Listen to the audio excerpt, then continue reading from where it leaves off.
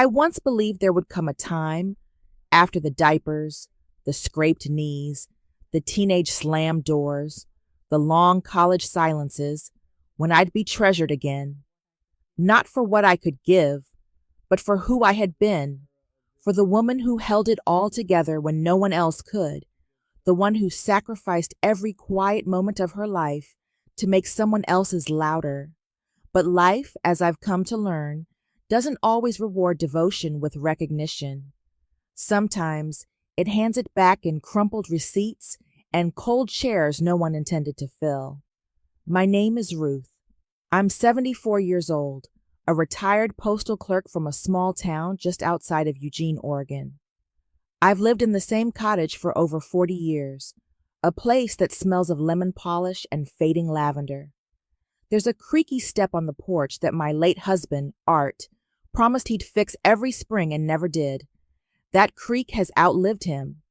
It speaks when I step out every morning, mug of black coffee in one hand, and my faded blue robe wrapped tightly around a frame that once carried toddlers and grocery bags with equal strength. It's quiet here now. The birds are louder than the phone. The kettle whistles longer than any visitor stays. And in this stillness, I've learned to count the silences, not as voids, but as markers of time past, of love given and forgotten. Art's been gone 9 years, a heart attack in the middle of pruning our rose bushes. Just like that, he knelt down and didn't get back up. I sometimes wonder if he chose that spot deliberately, surrounded by red and white blooms, with the spring sun warming his back. That was the kind of man he was. Quiet, gentle, devoted. I don't think I would have survived the early years of motherhood without him holding the corners of our life together, especially with Matthew, our only child. Matthew was a miracle. Born after 2 miscarriages and a hollow year that had nearly broken me, he came out screaming and didn't stop for 2 years straight. Art would rock him until the floorboards groaned, whispering stories about brave animals and kind kings. Matthew loved stories. Even as a teenager, when most boys turned bitter and silent, he'd sit beside me on the porch and let me tell him about my childhood in Missouri, about the summer I rode a horse that wasn't mine, or how my father used to hum opera while fixing tractors. He married young, 22, Alyssa. I remember her the day he brought her home. She had perfect nails and eyes that scanned my home like she was pricing it. She smiled too brightly and touched Matthew too often. But I smiled back, made my lemon bars, and told her I was thrilled. That's what you do as a mother. You smile, even when your gut twists like roots around a grave. They moved to Seattle, then San Francisco. Big cities, big jobs. He called less. She called never. I sent cards, gifts, handmade scarves. Sometimes I got a thank you text. Other times, nothing when their children were born, Emma first, then little Jake. I offered to come help. I'd raised a child without Google or gadgets. I thought maybe I could still be useful. Alyssa said no. She said they had it covered, that I'd be too tired, that it was a lot of travel for someone my age, as if I'd aged in a vacuum, without growing wisdom alongside the wrinkles. I didn't argue. I never do. I just sent more gifts, bigger ones, hoping one day they'd feel warm when they thought of me. Then came the Mother's Day before last. The sun had just begun to warm the azaleas outside my front door, and I was baking a peach cobbler, the same one I used to make for Matthew when he'd come home from college. The phone rang. My heart skipped, the way it still does when I see his name. "Hi, Mom," he said, his voice a little too bright. "Alyssa's putting together a lunch at their place. Just family.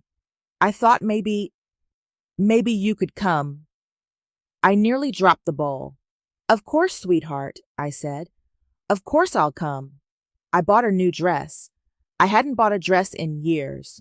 Cornflower blue with little embroidered flowers along the sleeves.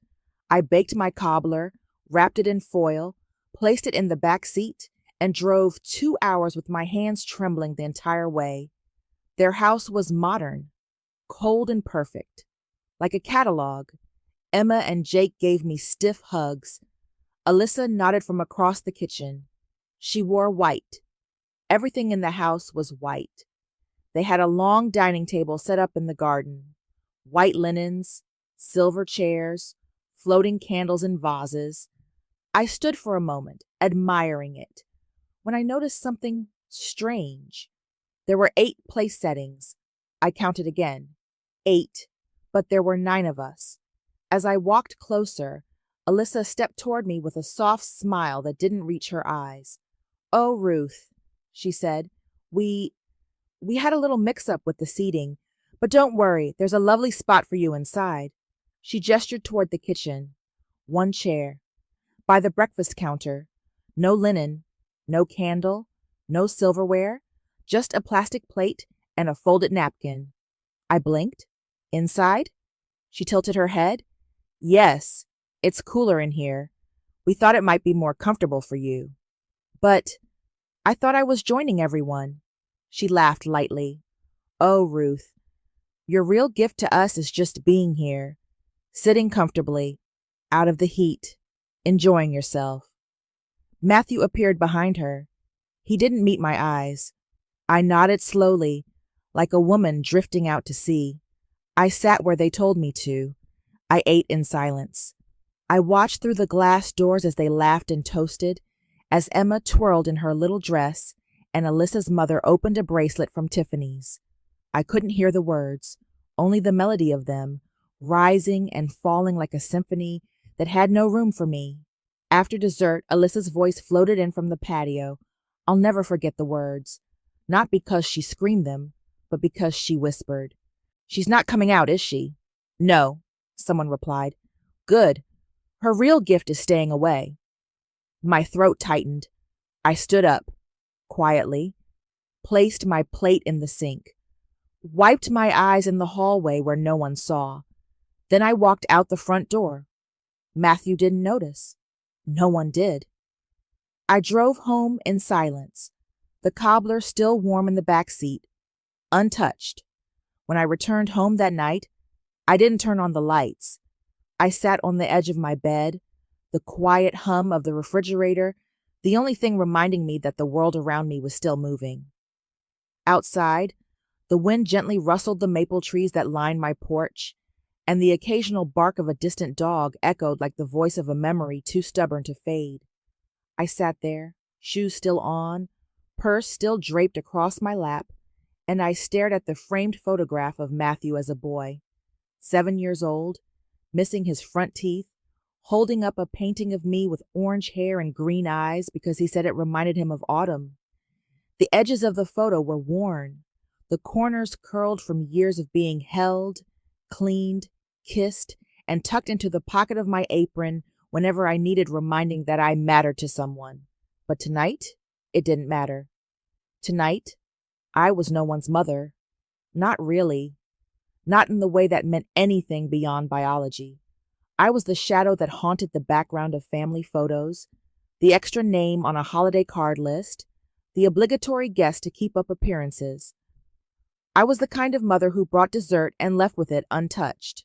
The following morning, I woke up earlier than usual, not because I was rested, but because my body was still in defense mode. Sleep had barely brushed against me, and the heaviness of disappointment sat in my stomach like uncooked dough. I stood in my kitchen, staring at the remains of the cobbler that had now congealed and separated under the foil. Its once inviting scent had grown sour overnight, and I felt a pang of guilt as I slid it into the trash, watching the peaches slump like they too were ashamed. I made a pot of coffee stronger than usual, and I sat by the window with the cup resting between my palms, letting the heat soak into the veins of my hands. Birds were already flitting across the lawn, pecking at the sunflower seeds I'd scattered a few days ago. Their hunger felt purposeful, their movement filled with instinct. They knew where they belonged, and they claimed it without hesitation. I envied them for that. As the morning passed, I found myself replaying the moment at the Mother's Day lunch over and over again, like a cruel film loop I couldn't turn off. I could still see Alyssa's smirk, the way her eyes avoided mine, and I could hear the lightness in her voice when she dismissed me as if I were some fragile guest who needed to be managed and contained. But what haunted me more was Matthew's silence, his refusal to look up, to interject, to stand between me and the quiet exile she had arranged. I wasn't asking for much. I didn't need Tiffany bracelets or public speeches of appreciation. I would have settled for a shared laugh, a seat at the table, and a simple, "Thanks, Mom." Instead, I was met with the kind of passive cruelty that doesn't leave bruises but lingers deeper, in places unseen. After finishing my second cup of coffee, I stood up and walked to the small room I used as a makeshift studio. Years ago, after art passed, I began painting again. Nothing extravagant, mostly watercolors of the local countryside, birds, and sometimes imaginary rooms filled with light. The brush became a way to move emotion out of me without having to explain it. I picked up my pad, dipped my brush into the water, and began tracing soft strokes across the page. But the colors didn't blend the way I wanted. They rebelled. The blues bled too fast, the reds turned muddy, and nothing about the image felt whole. It was chaos, just like my thoughts. I ripped the page from the pad, crumpled it, and threw it to the floor. That afternoon, I walked to the post office, the same one I used to work at for 32 years. Everyone there still knew me. Lyle, the new postmaster, waved when he saw me. "Hey, Miss Ruth," he said. "Need stamps?" I forced a smile and nodded. I didn't need stamps. I needed familiarity. I needed to stand somewhere I once mattered, even if only to customers needing a money order or a change of address form. I bought a sheet of the American Garden series, thanked him, and left. On the way back, I passed by the park. There was a family gathered near the pavilion, grandparents, parents, children running barefoot across the grass. A woman about my age sat on a picnic blanket, slicing strawberries, while her granddaughter braided flowers into her hair. The laughter drifted across the breeze and landed like dust on my skin. It didn't sting, but it itched in a way I couldn't ignore. I stood there longer than I should have, pretending to admire the trees, until it became obvious I was watching a life I no longer belonged to. When I returned home, I placed the stamps in the drawer and opened my journal. It had been weeks since I'd written anything. Most of the pages were filled with notes to myself, reminders to pick up bread, snippets of poems I never finished, questions I never answered. But that day, I filled 3 pages. I wrote about my silence, my disappointment, and most of all, my shame. Not the kind that comes from wrongdoing, but the kind that festers when you're made to feel like your existence is an inconvenience.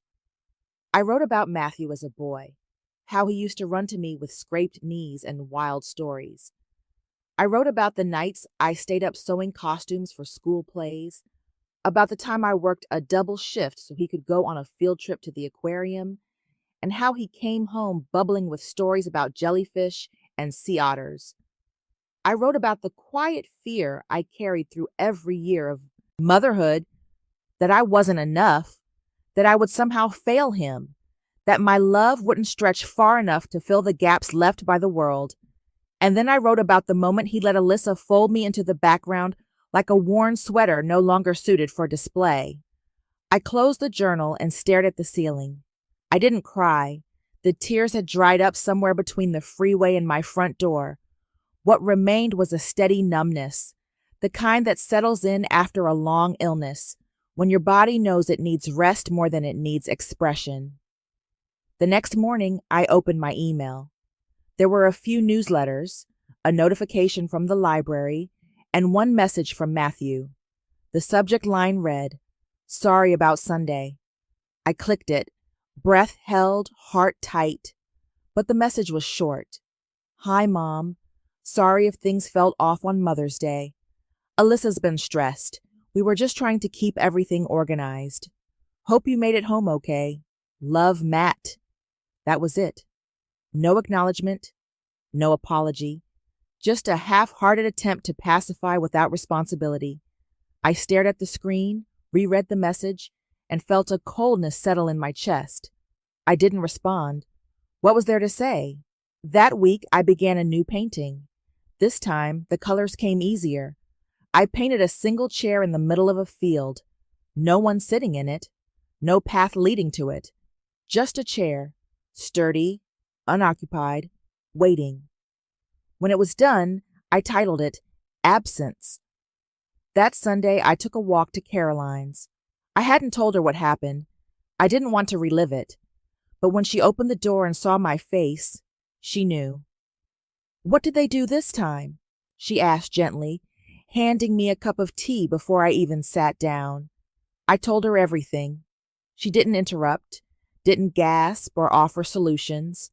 She just listened, one hand resting on mine, eyes steady with the kind of friendship that doesn't need explanation. When I finished, she leaned back and sighed. "You know, Ruth, you taught Matthew how to treat women, but Alyssa taught him how to treat you. And now he's confused about which lesson is right." I hadn't thought of it that way, but it made sense. The boy I raised wouldn't have done this alone, but the man he became allowed it. And somewhere in between, I had been replaced not by malice, but by convenience. "I'm tired," I said softly. "Tired of proving I deserve a seat." Caroline nodded. "Then stop proving. Start choosing. Choose yourself." After that conversation with Caroline, something began to settle in me, slow and quiet, like the first snow of the season blanketing the branches before you realize winter has arrived. It wasn't a resolve, not yet. It was more like recognition, the kind of awareness that creeps up after years of self-denial, when you finally admit the pain isn't a misunderstanding, but a pattern, that you weren't forgotten because someone got busy, but because you were quietly removed, piece by piece, until your absence became easier than your presence. I returned home from her place, feeling as though my body carried two versions of myself. The woman I had always tried to be for others, and the woman I'd neglected to be for myself. The days that followed blurred together in domestic ritual. I washed dishes that only I used. I folded laundry that barely filled a basket. I trimmed the bushes in the front yard, even though no one visited and the neighbors never judged. At night, I lay in bed and stared at the ceiling fan slowly rotating above me, my thoughts spiraling with it, a carousel of questions that had no satisfying answers. When did I stop being someone worthy of celebration? Was it when I stopped being needed? When I became inconvenient? Or was it when I no longer matched the polished image my daughter-in-law wanted to project?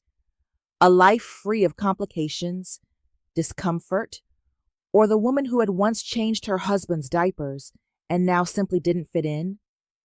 I remembered the early days of their marriage, the way Alyssa always seemed to orchestrate things, her presence loud with subtle control. She'd make small comments, things no one else noticed. "Oh, Ruth, you don't need to bring anything. Just come." Or, "Don't worry about the kids. I've got a sitter." At first, I thought she was being thoughtful, but over time, it became clear those words were fences, not favors. They were ways to keep me in the background, just close enough to see but never close enough to touch. Once, I'd visited them unannounced, not to intrude, but because I happened to be in the city for a checkup and thought I'd surprise them with a batch of Matthew's favorite oatmeal raisin cookies. When Alyssa opened the door, the smile on her face froze before it fully formed. She glanced over her shoulder, as though checking if anyone else could take over the uncomfortable task of receiving me. "Oh, Ruth, you should have called first. We've got plans." That was all she said before she stood aside, arms still crossed, and let me in like someone lets in a gust of wind, inevitable but unwelcome. Matthew wasn't home. The kids were with a friend. I left the cookies on the counter and left 10 minutes later. That was 5 years ago. I hadn't visited since. Now, sitting in my quiet house, Those memories stung not because of what they were, but because of what I allowed myself to believe. I had made excuses. I had told myself it was a phase, that she would warm up eventually, that if I kept being kind, patient, present, she'd see the value in me. But what I hadn't realized was that she saw me clearly from the beginning. She just didn't value what she saw. I began to pull away, not in anger, but in exhaustion. I stopped calling every Sunday. I stopped sending birthday cards. I didn't reach out when little Jake had a spelling bee or when Emma made the honor roll. I wasn't bitter. I was just tired of pressing my love into a mold that no longer held it. Caroline noticed first. "You've been quieter lately," she said as we walked along the bluff one afternoon. The sea air crisp and clean. The horizon stretched like a promise too far to touch. "It's not like you to disappear from the world." "I haven't disappeared," I said. "I've just stopped shouting into the wind." She nodded, understanding immediately. There are certain things only another mother can hear between the lines. That night, I took out a notebook and began listing things that brought me peace. It wasn't a gratitude journal. I wasn't in the mood to be grateful for crumbs. It was a reminder of what was still mine. The smell of rosemary in the garden, the way the sunlight slanted through my kitchen window at 9:14 each morning, the feel of freshly laundered sheets, the sound of Caroline's laugh when she was halfway through a story and couldn't finish it from giggling. These were small things, yes, but they were real. And more importantly, they were enough. Then something unexpected happened. 2 weeks after Mother's Day, I received an invitation in the mail, not an email, a real envelope addressed in Alyssa's handwriting. It was for Jake's birthday party. At first, I thought it was a mistake, or worse, a setup. But curiosity got the better of me, and I opened it. Inside was a formal invitation, printed on glossy cardstock, with a little note scribbled at the bottom. "Hope you'll come. Jake asked about you. Alyssa." I held that card for a long time, not because I was touched, but because I was confused. Was this guilt, obligation, damage control? Or had Jake genuinely asked about me? And if he had, what did that mean for everything that had been left unsaid? I didn't RSVP right away. I placed the card on my mantel and let it sit there, staring at me every morning as I drank my coffee. Eventually, I picked it up and tore it in half, not out of spite, but as an act of self-preservation. I wasn't ready. Maybe I never would be. The child in that house had once clung to my neck with sticky fingers and called me Nana. But now I was just a name he barely heard spoken aloud. Still, something stirred in me. Not regret, but clarity. I no longer wanted to keep pouring into a well that had been sealed shut. I wanted to build something that would hold my energy, my joy, my love, and give it back. So I enrolled in an art class. It was held at the community center on Tuesdays and Thursdays. I was the oldest by at least 15 years, but it didn't matter. The instructor, a woman named Deidre, taught with an openness that made even beginners feel like old masters. I painted seascapes, gardens, faceless women standing at windows, and with every stroke of the brush, I reclaimed pieces of myself that had gone dormant. I met others like me, women who had once been wives, mothers, caretakers, who now were simply women again, trying to find what had been left behind in the margins of other people's lives. We laughed, we cried, we shared, we healed. One afternoon, after class, I came home to a voicemail. It was Matthew. "Hey, Mom. Just checking in. Alyssa said you didn't come to Jake's party. I understand if things are still tense. Just wanted to say we miss you." "Call me?" I played it twice, then deleted it. Because "we miss you" doesn't mean anything when it follows years of silence. Because just checking in isn't the same as "I'm sorry I let her erase you." And because healing doesn't wait for an apology, I made tea, I painted, I called Caroline and told her about the class, And for the first time in a very long time, I didn't feel like a discarded chapter in someone else's story. I felt like the author of my own.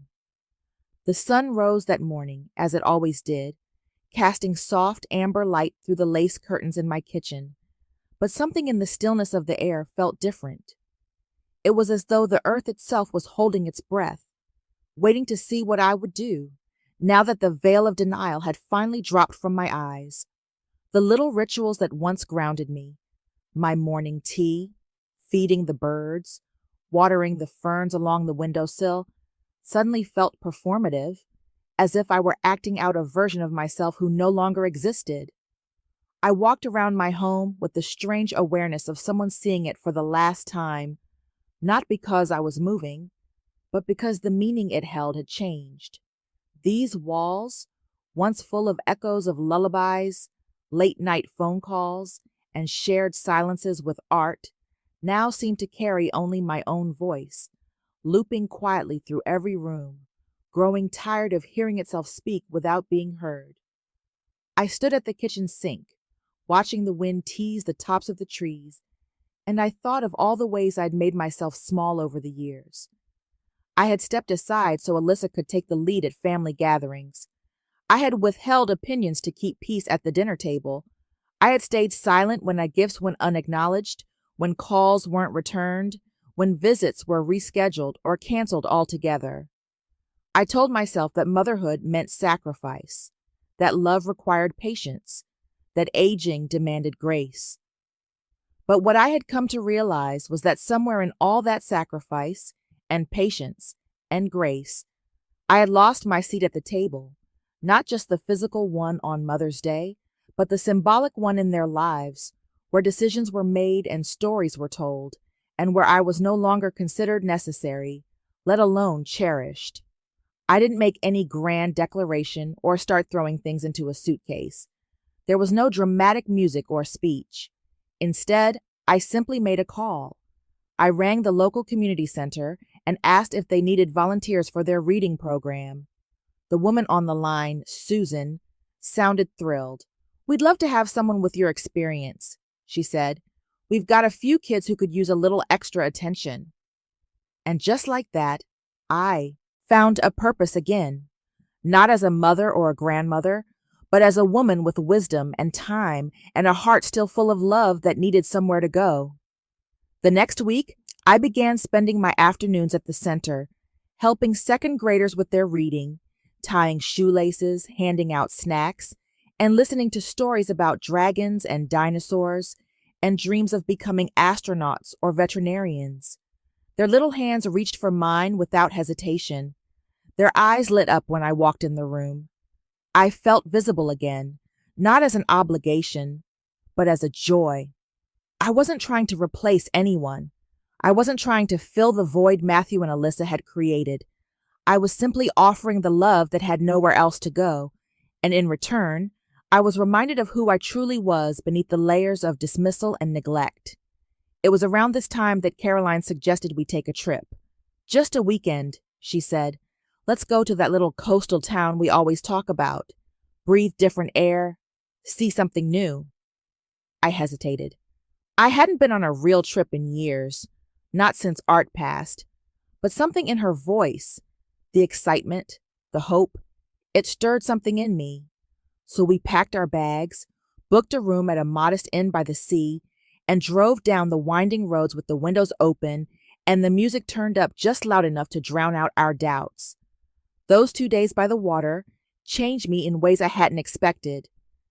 We watched the sun set from the edge of the dock, walked barefoot along the shore, shared fish tacos from a food truck, and stayed up late talking about everything and nothing. Caroline told me about her first love, the one who got away. I told her about the time Matthew was 5 and tried to cook me breakfast in bed but nearly burned the kitchen down. We laughed until our stomachs ached. We cried without apology. We rediscovered what it meant to be women in full, not just roles assigned to us by others. When we returned home, I felt lighter, clearer. I no longer craved a call from Matthew. I no longer waited for an apology from Alyssa. I had stepped outside the circle of their approval and found that the sky didn't fall. In fact, the sky had opened wider than I ever imagined. But life, as it often does, has a way of circling back. One afternoon, as I was leaving the community center, my phone rang. It was an unknown number. I almost didn't answer, but something told me to pick up. "Ruth?" a familiar voice asked.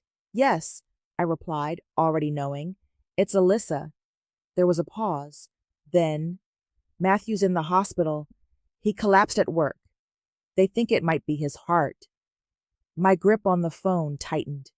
My feet felt like they were sinking into the pavement. I wanted to ask 100 questions. I wanted to scream.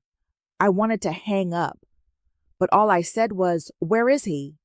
She gave me the hospital name, and I wrote it down with hands that didn't feel like mine. That evening, I sat in the waiting room, surrounded by strangers and antiseptic air. The beeping of machines and the murmurs of nurses formed a strange rhythm in the background. Alyssa sat across from me, eyes red, posture collapsed. When she saw me, she stood, walked over, and sat down beside me. "I didn't know who else to call," she said quietly. I nodded. "Thank you for calling." We didn't speak for a while. Words felt brittle, like glass that might shatter if handled too quickly. Then she said, "I haven't been fair to you." I didn't answer. I wanted a life without complications, without judgment, and I thought that meant keeping things clean, contained. But I see now that what I did was cruel. Still, I said nothing. "Jake asked why you weren't at his party," she added. "He cried when I told him you were busy. He didn't believe me." I turned to her then slowly. "You didn't tell him the truth?" I couldn't. "That I wasn't welcome?" Her eyes filled. "I'm sorry, Ruth. I am. I pushed you out, and I didn't think Matthew would let it happen, but he did." I nodded. It wasn't enough. It didn't erase the years, but it was something. A nurse called our names. We stood and walked into the corridor together, not as family, not yet, but as two women learning how to speak after years of silence. Matthew was awake, pale, weaker than I'd ever seen him. "Hey, Mom," he said, his voice a whisper, but laced with something I hadn't heard in years. Regret. "I missed you," he said. I sat beside him, took his hand, and for the first time in a long time, I allowed myself to feel the weight of love again, not the performance of it, not the obligation, but the raw, imperfect bond between a mother and her son. The air in the hospital room was a stale mixture of antiseptic and unanswered questions, and though the beeping machines confirmed that Matthew's heart still beat, the son I had known once felt farther away than ever. I sat beside his bed, hands folded tightly in my lap, my eyes scanning his face for traces of the boy I'd raised, the one who used to run home from school and breathlessly retell every little triumph and heartbreak. He was thinner now, pale and drained, the lines around his eyes deeper than they should have been for a man his age. But there was something else, something even heavier than illness. It was the look of a man who had finally come face to face with the weight of choices he had long ignored. I watched him shift beneath the blankets, his gaze bouncing between the ceiling tiles and the IV line in his arm, as if grounding himself in anything but the mother who sat silently within arm's reach. He opened his mouth once, then closed it again. The silence stretched between us, taut and tense, until finally he exhaled with a kind of surrender that told me whatever he had to say would not come easily. "Mom," he started, and the word trembled as though it hadn't been used with tenderness in, years. I don't know where to begin." I looked at him then, really looked, not as the child I had tucked into bed 1,000 nights, but as the man who had gradually, methodically, and without ever lifting his voice, allowed me to disappear. "Maybe at the part where you stopped seeing me as your mother," I replied, My voice calm, steady, but hollowed out from where. He winced, but he didn't deflect, didn't try to defend. That surprised me. I didn't mean for it to get like this, he whispered, his eyes rimmed with exhaustion. Alyssa, she has a strong presence, and I thought I was just keeping the peace. But somewhere along the way, peace became silence, and then silence became absence. The hurt in me was too old to react explosively. It had long since calcified into something quieter, but more enduring. You let her erase me, I said softly. You stood by while she made me feel like a stranger in your life. You watched her cancel my place at the table and didn't say a word. You called it peace, but for me, it was exile. His face crumpled then, the facade of denial falling away all at once. I know, and I don't expect forgiveness. I didn't see it until Jake started asking why Nana doesn't come around anymore. Until Emma told me she couldn't remember what your house smells like. That hit me. My chest tightened, not out of satisfaction, but sorrow. It should not have taken the words of children to awaken a man to the value of his mother. Alyssa stood at the door, her arms folded, her eyes red-rimmed, but her expression unreadable. She looked like a woman caught between regret and resistance. When I glanced up, she met my eyes and, for once, didn't look away. I'll give you both some time, she murmured, stepping back into the hallway. Her voice was quieter than I'd ever heard it, stripped of its usual sharpness. That, in itself, felt like a kind of apology, or at least the closest she was capable of. Back in the room, Matthew reached for a cup of water with trembling hands, and I moved instinctively to help him. Old habits are hard to break. As I guided the straw to his lips, I saw the flicker of guilt pass through his eyes, the awareness of how many years had passed since he last needed me, or allowed himself to admit he did. Mom, he said again, this time stronger. I want to fix this. I want you back in our lives. The words should have moved me. Once they would have, but now I wasn't so easily swayed by sentiment. I had rebuilt parts of myself in the space he'd left empty, and I wasn't about to demolish that quiet foundation just because he now remembered how to say the right words. I'm not a lamp, Matthew, I said gently. You can't just plug me back in when the room gets dark. He looked down ashamed. I know. I don't deserve a second chance. But Jake and Emma, they do. They deserve to know you. That part hit differently, because as much as I had tried to move on, there was a part of me, the part that still smiled at drawings taped to the fridge and birthday calls sung off-key, that longed for those children, not for validation, not for praise, but because they were pieces of my legacy that I had yet to know. The conversation drifted into silence again, and I sat there for hours, not saying much, just being present. The nurse checked in a few times, adjusted wires, recorded notes, and offered smiles. I wondered what she saw when she looked at us. A mother and son working through old wounds, or just another family broken by years of miscommunication and ego. By the time visiting hours ended, Matthew was asleep again, and Alyssa had returned with 2 coffees in hand. She handed me one without speaking and sat in the chair across from mine. For a while, we just sat there, sipping, not looking at each other. Then she spoke. I know I played a big part in this, she said, bigger than I wanted to admit. I looked at her, surprised at the candor. I kept thinking I was protecting my family, but I was just protecting control. And in doing that, I hurt you and Matthew too. Her hands trembled slightly as she wrapped them around her cup. When Jake asked if you died because he hadn't seen you in so long, I realized I'd turned you into a ghost. My breath caught. That a child could imagine his grandmother as a phantom, not because she had passed, but because she had been silently removed. That was more devastating than any cruel word. I don't expect you to forgive me, Alyssa said, her voice almost inaudible. But I want you to know, I see it now. I see what I did. I stood slowly, the muscles in my legs stiff from hours of sitting, and I nodded. Seeing is a start, I said. But healing isn't just acknowledgement. It's effort, consistency, change.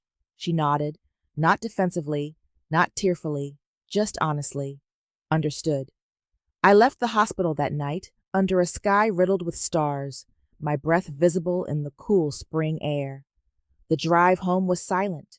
No music, just the hum of tires on asphalt and the echo of everything that had been said and not said.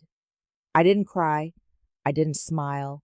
I simply existed, somewhere between old wounds and the possibility of new beginnings. The following weeks unfolded in cautious steps. Matthew's recovery was slow but steady. I began receiving texts from Alyssa, pictures of the kids drawing, updates on Matthew's health, occasional invitations that carried no expectations. At first, I didn't respond.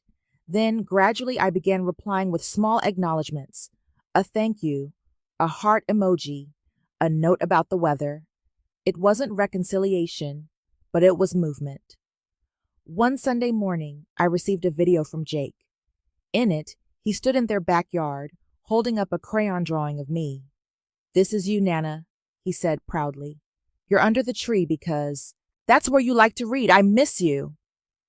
My hand trembled as I held the phone, and tears, the first real ones in months, fell freely down my cheeks. A week later, I accepted an invitation to dinner. Not Mother's Day, just a Tuesday. When I arrived, the kids ran to me, arms wide, and for a moment the weight of everything that had happened faded into the background. Alyssa greeted me at the door, not with forced politeness, but with a quiet respect. And Matthew, now fully upright and thinner, but glowing with gratitude, kissed my cheek and whispered, "Thank you for giving us this chance." The dinner was imperfect. Conversation stumbled. The kids fought over dessert. The dog barked incessantly. But it was real. And that, more than any apology or grand gesture, was what I had missed most. When I left that night, Emma hugged me tightly and said, "You smell like cookies, Nana." And for the first time in years, I felt like I had finally come home, not to a place, but to a role I had earned, lost, and reclaimed, not through begging, but through boundaries. The weeks after that dinner passed like a slow thaw. It wasn't as though everything suddenly fell into place, or that a switch had been flipped, returning life to what it once was. No, this was something far more delicate, like watching a tree, long stripped of its leaves, begin to bud again. The wounds were still there, visible if you knew where to look. A glance that lingered too long. A silence in the conversation that didn't quite resolve. But beneath all of it, there was a willingness. And sometimes, when two people have hurt each other deeply, that willingness is the most fragile but most important seed to tend. I found myself back in the lives of my grandchildren in small but meaningful ways. Emma called me one afternoon to ask about a school project on family heritage, and we spent over an hour on the phone tracing roots and names, even pulling out the dusty photo albums I had long tucked away. Jake sent me letters in his blocky, crooked handwriting, usually just a few lines. "I love you," or "We had pancakes today." But each word felt like a thread stitching me back into the story of their lives. And in the quiet of my own home, I allowed myself to feel those connections again, not with the desperation I once had, but with the gentle reverence of someone who knew what it was like to lose and to find. Matthew visited a few times alone, which surprised me. He'd bring groceries, sometimes unprompted, sometimes with a message from Alyssa. But more often, it was just to sit, to be in the space where his childhood memories still lingered in the corners of the kitchen, in the folds of the couch. One afternoon, he found the old wooden train set in the attic, the one he used to play with for hours on rainy days. You kept this? He asked, holding it like a relic. I nodded, my eyes soft. I kept everything you didn't take with you. He didn't say anything, but he placed it gently on the table and began assembling it in silence, as though retracing old tracks could bring back something that had been long derailed. It was clear Alyssa was trying too. She didn't transform overnight. People rarely do. But there were gestures, thoughtful ones, invitations extended without pressure, meals where she made sure there was something I liked on the table, a seat always pulled out for me, not just physically, but emotionally. I noticed her watching me sometimes, like she was still trying to figure out who I really was beneath the old stories she'd written in her head. And perhaps, in fairness, I was doing the same. We'd built walls between each other, and now we were both standing on our respective sides, chipping away brick by brick, unsure what would be left when the dust settled. At the community center, I kept showing up. The children had become a sort of parallel family, uninvolved in my history, untouched by the complications, but full of joy and chaos and affection. One little girl named Tasha began sitting beside me during snack time every session. She'd lean into me, resting her head against my shoulder, and talk about her imaginary dog or the latest book she read. You're warm, she told me once, like the sun in winter. That line stayed with me longer than I expected, because it reminded me that sometimes, when life doesn't offer us the roles we were meant to play, it invites us to redefine them. Caroline and I continued our weekly walks. She was my mirror in many ways, another woman quietly navigating what it meant to grow older in a world that often rendered women like us invisible. Do you feel like they see you now? She asked one morning as we strolled through the park, the leaves crisp and golden beneath our feet. I thought about it for a while before answering. Not always, I admitted, but I'm starting to see myself again. And maybe that's the part that matters most. That evening, I opened a letter from the estate lawyer, something I'd been putting off for months. Art's estate had long since been settled, but there were documents, statements, and a lingering decision I had yet to make. The distribution of what remained. I'd always planned to leave everything to Matthew, not because of obligation, but because he was my only child. But now, I found myself wondering what legacy really meant. Was it assets? Was it forgiveness? Was it the stories we leave behind, or the people we quietly lift up along the way? I thought of the community center, of the kids who hugged me each week like I mattered. I thought of Caroline, who had been my lighthouse when my own family had left me adrift. I thought of Tasha and her winter son, and I realized then that legacy wasn't just about bloodlines. It was about impact, connection, presence. The next day, I called the lawyer and asked to revise the documents. I didn't remove Matthew entirely. This wasn't revenge, and I held no bitterness, but I added provisions. Scholarships in Art's name for children from single-parent homes, a donation to the local library, a trust for the community center, and a portion set aside for Caroline, who had been more like a sister to me than anyone ever had. These were the people who had shown up, who had loved me without condition, who had filled the silence when others chose absence. When I told Matthew later, he didn't argue. He nodded, a little surprised, but accepting. You're allowed to do what's right for you, he said, and I'm glad other people got to see what I missed for so long. It was one of the most selfless things he'd said to me, and I believed it. Spring rolled into summer, and the days grew longer, brighter. My garden bloomed with a kind of ferocity, as if the earth itself had decided to honor my transformation. I hosted a small gathering one Sunday afternoon. Just a few neighbors, Caroline, and to my quiet surprise, Matthew and the kids. Alyssa helped in the kitchen, asking questions about old recipes, genuinely curious about the stories behind each dish. She even asked for my banana bread recipe. Don't give this to just anyone, I teased. It's a family heirloom." She smiled, and for the first time, it felt natural. After everyone left and the dishes were stacked, I sat on the porch alone, watching the stars blink into place. The wind carried the faint sound of children laughing down the street. I wrapped a shawl around my shoulders and thought about everything that had brought me here. Not just the pain and betrayal, but the resilience. The choosing of self when others wouldn't choose me. The long nights when I held myself together. The quiet mornings where I dared to begin again.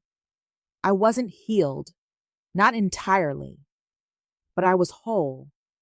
And that, I realized, was more powerful than any apology. It was Mother's Day again. 1 year to the day since I sat in that cold dining room, heart hollowed out by betrayal, watching my daughter-in-law gift a $20,000 diamond ring and cruise to her mother while I sat quietly, clutching a plastic spoon wrapped in silence and humiliation. I remember that day as clearly as I remember giving birth to Matthew, as clearly as I remember watching him take his first steps, holding tightly to the edge of the coffee table, beaming with pride. But memories, I've learned, are not just stories we replay. They are rooms we walk through again and again, sometimes to heal, sometimes to hurt, and sometimes, finally, to close the door behind us. This Mother's Day was not grand. There were no extravagant gestures, no reservations at five-star restaurants, no boxes with velvet linings. But as I stood on my porch that morning, the sunlight falling soft across the garden I had poured my hands into for months, I felt something I hadn't in a long time. Peace. True, undemanding, unrushed peace. Not because someone else had provided it for me, but because I had carved it out of a season of silence and sorrow and shaped it into something entirely my own. The doorbell rang at noon. I opened it to find Emma and Jake standing there, holding a tray of cupcakes they'd baked themselves. Emma had pink frosting on her cheek, and Jake held out a card with glitter letters that spelled "Happy Mother's Day, Nana." My throat tightened, but I didn't cry. Instead, I opened my arms and held them both for a long time, their little bodies pressed against mine like the roots of a tree finally stretching back into the soil they once belonged to. Behind them, Matthew stood with a small bouquet of tulips, my favorite, though I couldn't remember the last time I'd mentioned that fact to him. "Happy Mother's Day, Mom," he said softly, his eyes full of something that went deeper than apology. There was no Alyssa in sight, and he seemed to register my question before I could ask. "She's home. She said today was yours." We sat in the living room, the kids chattering about their baking adventure, and I listened, not just to their words, but to the rhythm of a life slowly returning. Matthew stayed quiet for most of it, watching me with the kind of attentiveness that made me wonder if he too was walking through his own memory rooms, remembering what it was like to be loved without condition. When they left a few hours later, Emma kissed my cheek and whispered, "Next year, I want to make you a cake." And I nodded, not just because it was sweet, but because it meant she expected me to be part of her next year, too. That night, as I sat beneath the stars with a cup of tea, I thought about how motherhood had changed for me. Once it had been about providing meals, clothes, support, advice. Then it had become about enduring disrespect, distance, dismissal. But now it had become something quieter, more profound. It was about choosing to show up without expectation, about loving without needing to be seen, and about recognizing that sometimes the most important thing a mother can do is mother herself back to wholeness. I still had the plastic spoon. I had kept it, not as a trophy of pain, but as a reminder of what I had risen from. It sat tucked in a drawer, next to a faded photo of Matthew on his first day of school and a letter Art had once written me after a fight, one that simply said, "I see you, I'm sorry, I love you." I think that's what we all want in the end, to be seen, to be acknowledged, to be loved in ways that don't have to be earned or explained. Caroline joined me later that evening. We didn't talk about the past. We didn't talk about regrets. We just sat on the porch, sipping wine, watching the sky turn dusky and soft. "You're glowing," she said finally, nudging my elbow. "I think healing looks good on you." I laughed, a deep, honest laugh that came from a place in me that hadn't made a sound in years. It only took being completely erased to remember I existed, I replied. And she nodded in the way only a true friend can, without pity, without judgment, just deep understanding. When she left, I stayed a little longer, breathing in the cool night air. The garden rustled gently beside me, the wind carrying the scent of rosemary and old roses. Somewhere in the distance, a dog barked and a child laughed, and for the first time, those sounds didn't make me feel left out. They made me feel included in the world again. Not because someone finally gave me a seat at the table, but because I had built my own table and left the door open. This year, I didn't get a cruise. I didn't get diamonds, but I got something far more valuable. I got a handmade card, a tray of cupcakes, a quiet apology, a tulip bouquet, and most of all, I got myself, whole, wiser, and unshaken by anyone's approval. And for the first time in years, I whispered into the darkness, "I am still a mother, and I am enough."